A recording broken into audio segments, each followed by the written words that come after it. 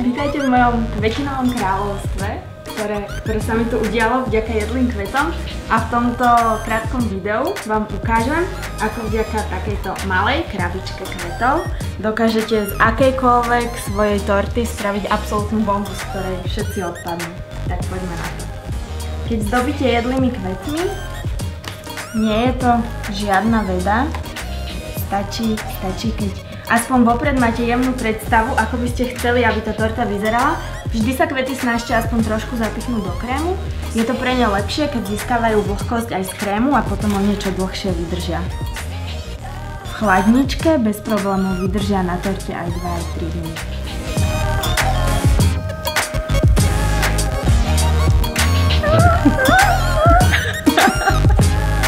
Tak ja som pri zdobení začala papulkami alebo pišekmi. Vždy, keď zdobím jedlými kvetmi, tak zdobím viac menej po druhoch. Vy to tak robiť nemusíte, ale mne to vyhovuje, že vždy si viem tak v hlave rozložiť, že čo kam patrí, čo koľko je.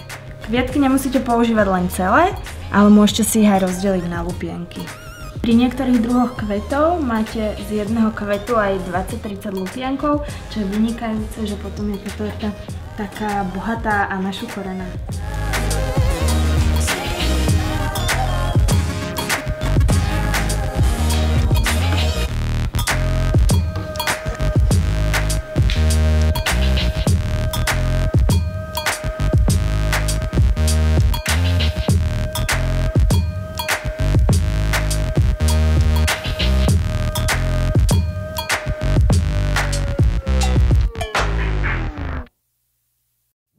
Máme hotovo. Ako môžete vidieť, vznikla nám podľa mňa nádherná, bohatá a farebná torta.